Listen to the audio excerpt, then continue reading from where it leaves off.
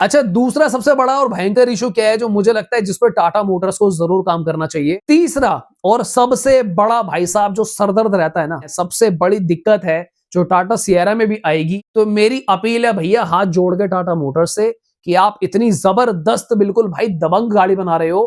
नमस्कार, जय हिंद दोस्तों, welcome back to the channel. कैसे आप सब? तो भाई टाटा मोटर्स की दबंग एसयूवी भाई साहब टाटा सिएरा आने वाली है। पूरे इंटरनेट में भाई साहब टाटा सिएरा हर जगह घूम रही है कि भाई Tata Sierra Venue next gen को भी खा जाएगी, टाटा सिएरा ब्रेजा को भी खा जाएगी, टाटा सिएरा भाई अपने सेगमेंट की बाकी गाड़ियां क्रेटा, ग्रैंड विटारा, इनफैक्ट नई नवेली मारुति विक्टोरिया को चबा जाएगी। जलवा है हमारा। पर ऐसा हो क्यों रहा है दोस्तों? ऐसा इसलिए हो रहा है क्योंकि इस कार की जो प्राइसिंग है, ऐसा सुनने में आ रहा है कि टाटा मोटर्स इसकी जो प्राइसिंग है बहुत ही ज्यादा कॉम्पिटिटिव रखने वाले हैं, यानी कि नेक्सॉन से थोड़ी सी महंगी होगी और हैरियर से थोड़ी सी सस्ती होगी। और जैसा मैं आपको पिछले कुछ महीने से कंटिन्यूअसली बता रहा था कि टाटा मोटर्स काम कर रहे हैं नए नवेले इंजन पे, जो कि 1.5 लीटर का 4 सिलेंडर नेचुरल एस्पिरेटेड इंजन है, जो कि जान डालता है टाटा सिएरा की अपकमिंग जो लॉन्च होने वाला है उसके पूरे माहौल में, पूरे के पूरे हाइप में। बात तो सही है। पर इस पूरे के पूरे हाइप में दोस्तों कुछ चीजें ऐसी भी है जो मैं पर्सनली एड्रेस करना चाहूंगा या फिर उसके बारे में बात करना चाहूंगा। देखो, मैंने टाटा सिएरा के ऊपर काफी वीडियोस बनाए भी रिसेंटली, मैंने टाटा सिएरा की बहुत ज्यादा तारीफ भी करी है, पर इसका मतलब ये नहीं है कि भाई लॉजिकल बातों पे बात ना करी जाए। तो आज होगी लॉजिकल बातों के ऊपर सारी बात। तो चलिए फटाफट से वीडियो को स्टार्ट करते हैं। सबसे पहला काम आपको क्या करना है, अगर आप नई गाड़ी ले रहे हो या फिर आपका कोई जानकार जो है नई गाड़ी ले रहा है, जिस भाई का भी बजट जो है वो 15 लाख से 12 लाख के बीच में है ना, भाई अभी गलती मत कर देना टाटा सिएरा से पहले कोई दूसरी गाड़ी बुक करने की। उसका कारण क्या है? देखो, अगर आपको एक ऐसी गाड़ी चाहिए ना जो नेचुरल एस्पिरेटेड इंजन में ही आपको टर्बो जैसी फील दे दे, क्योंकि भाई 120 एचपी समझ रहे हो बहुत ज्यादा सफिशिएंट होता है। नेक्सॉन की टर्बो भी आपको आई थिंक 118 bhp के आसपास देती है। तो 120 एचपी नेचुरल एस्पिरेटेड इंजन का मतलब है माइलेज की माइलेज, भरोसे का भरोसा और long lasting engine, low maintenance. 4 cylinder engine की जो प्रजाति है ना दोस्तों, ये प्रजाति धीरे धीरे लुप्त हो रही है। मारुति ने खुद बंद कर दिया अपनी, भाई साहब हटा दिया डिजायर में से, स्विफ्ट में से हटा दिया, जी सीरीज का 1.2 लीटर 3 सिलेंडर कर दिया। टाटा मोटर्स पंच के अंदर 3 सिलेंडर दे रहे थे, नेक्सॉन का टर्बो 3 सिलेंडर है, ज्यादातर आपको 3 सिलेंडर देखने को मिलता है। पर भाई साहब इसके इश्यूज भी हैं, तभी कुछ सोचकर तो भाई ये 1.5 लेकर आ रहे हैं। हालांकि कुछ कमियां भी हैं जिसके ऊपर टाटा मोटर्स को काम करना है, वो मैं सारी बात आपको बताऊंगा। पर अगर आपको चाहिए कम पैसों में बड़ा भोकाल, बिल्कुल एकदम दबंग गाड़ी, तो भाई साहब आपको रुकना बहुत ज्यादा जरूरी है। और यहां पर सबसे इंपॉर्टेंट चीज जो मैं साफ साफ बता देना चाहूंगा, जो मैं चाहता हूं टाटा मोटर्स जिसके ऊपर काम करे, कुछ ऐसे पॉइंट हैं जो हमारे सारे व्यूअर भाई मेरे साथ शेयर करते हैं, जो मैंने खुद भी नोटिस करा है। उसमें सबसे पहला जो कंसर्न है, सबसे बड़ी दिक्कत है जो टाटा सिएरा में भी आएगी या आ सकती है, वो है दोस्तों रस्टिंग का इशू, वो है जंग का इशू। भाई गाड़ी जितनी मर्जी अच्छी हो, पर अगर उसके अंदर शुरुआती 3 से 4 सालों में ही जंग लगना शुरू हो जाए, और ऊपर से ऐसा फैलता है यहाँ पर जंग का इशू टाटा की कार्स में, ऐसा लगेगा जैसे दीमक होती है ना लकड़ी में बढ़ती ही चली जाती है, तो वही सीन भाई जंग का होता है। आपको इंटरनेट पे दबाकर फोटोज वीडियो सब मिलेगा, आप एक बार सर्च कर लेना खाली rusting issue in Tata cars, और भाई साहब आपको सब नजर में आ जाएगा। तो मेरी अपील है भैया हाथ जोड़ के टाटा मोटर्स से कि आप इतनी जबरदस्त बिल्कुल भाई दबंग गाड़ी बना रहे हो, तो ये गलती इस बार मत करना। इसका जो भी मेटल होगा प्लीज भाई साहब प्लीज, क्योंकि सारा का सारा जो हाइप बना है ना, ये बिल्कुल मट्टी पलीत हो जाएगा, किसी काम का नहीं रहेगा। क्योंकि जितनी जल्दी हाइप बनता है ना, उतनी जल्दी हाइप आजकल भाई बिगाड़ भी देते हैं लोग। जितनी जल्दी लोग तारीफों के पुल बांध रहे हैं ना टाटा सिएरा के, उतनी जल्दी वो पुल से नीचे भी उतार देंगे और पुल तोड़ भी देंगे। अच्छा, दूसरा सबसे बड़ा और भयंकर इशू क्या है जो मुझे लगता है जिस पर टाटा मोटर्स को जरूर काम करना चाहिए, वो है कस्टमर सर्विस का एक्सपीरियंस। आप टाटा मोटर्स के कस्टमर सर्विस इश्यूज देखोगे बहुत ही ज्यादा है। जो एक सेटिस्फैक्शन लेवल होता है आपको बहुत दिखेगी इंटरनेट पे वीडियोस कि कस्टमर सर्विस अच्छी नहीं है। अब एक तरफ क्या हो रहा है, ध्यान से समझना बिल्कुल ये बात, एक तरफ तो टाटा मोटर्स की जो सेल है वो बिल्कुल ऊपर जा रही है, स्काई रॉकेट हो रही है।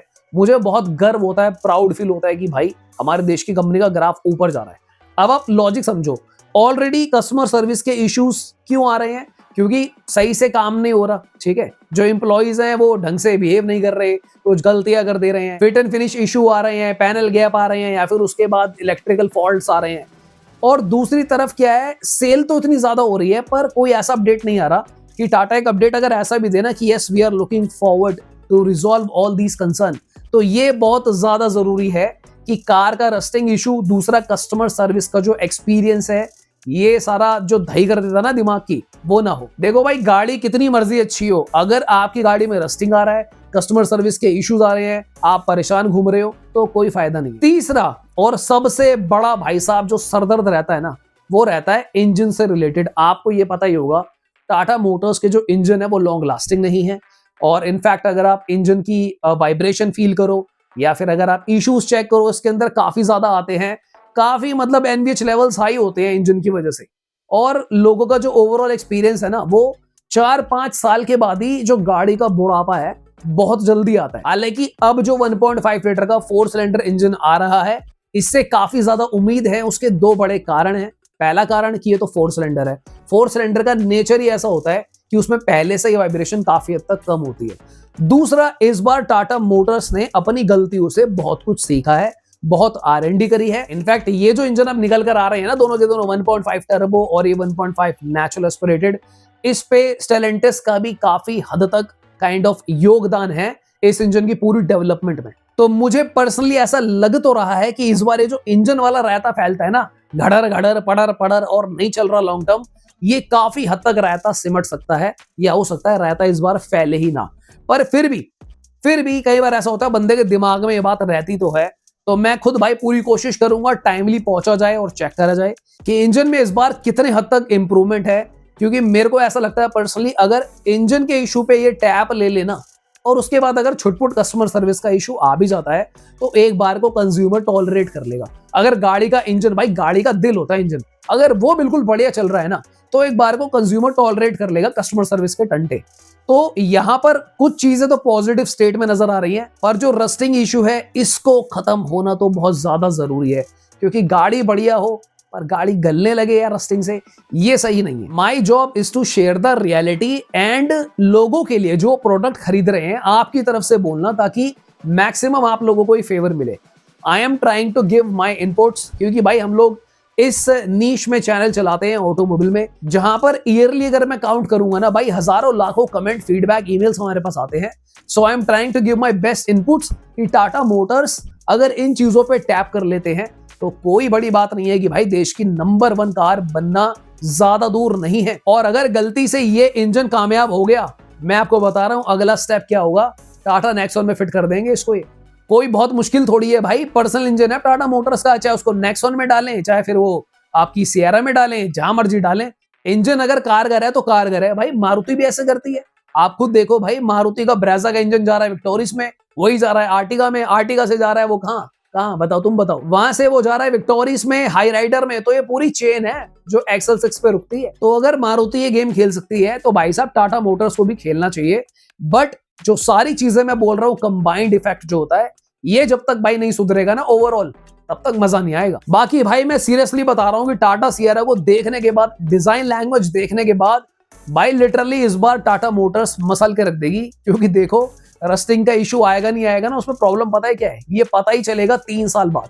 टाटा सिएरा जो लेगा उसे इंस्टेंट तो पता नहीं चलेगा, ये 3-4 साल बाद पता चलेगा कि रस्टिंग इशू आ रहा है नहीं आ रहा। तो एक बार को अगर मैं इस पॉइंट पे काटा मार भी दूं और अगर इंजन सही निकल गया, तो मुझे लगता है ये लोग 80% गेम तो जीत ही गए और टाटा मोटर्स की सेल बहुत तगड़ी स्काई रॉकेट होने वाली। मैं टाटा मोटर्स को दिल से बधाई दूंगा भाई, इतनी जबरदस्त एसयूवी बनाने के लिए क्या भाई, इनकी पुरानी गाड़ी ही थी, उस नेम प्लेट को दोबारा रिवाइव करने के लिए और सारे चेंजेस करके। भाई मेरा खुद बचपन बीता यार, सियारा हम लोग देखते थे, और मैं झूठ नहीं बोलूंगा, मैंने कभी सियारा नहीं चलाई क्योंकि उस टाइम में मैं खुद छोटा था।